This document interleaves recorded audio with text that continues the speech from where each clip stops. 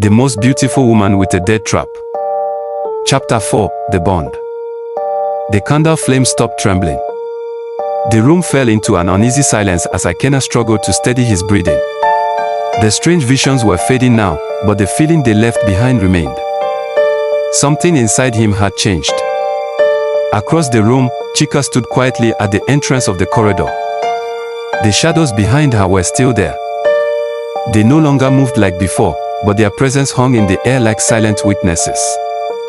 Ikenna slowly lifted his head.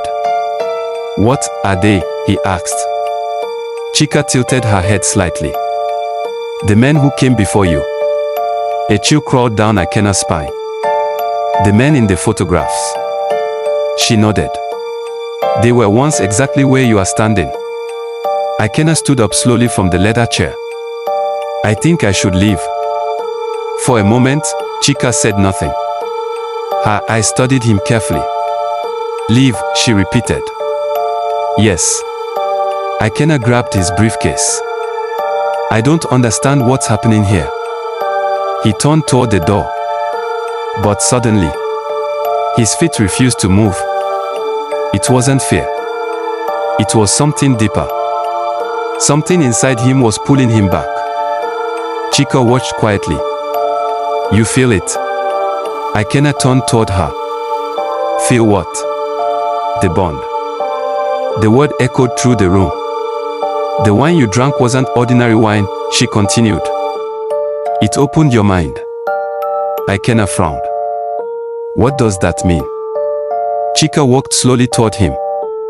"Now you can see the world the way I do." She turned and began walking toward the corridor. "Come."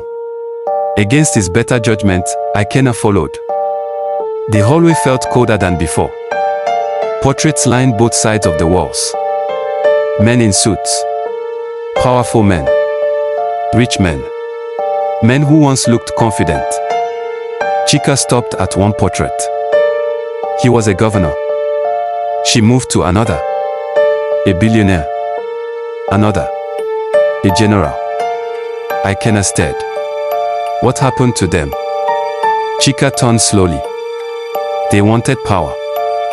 The candlelight flickered again. And power always demands something in return. Ikenna felt the strange pull in his chest grow stronger.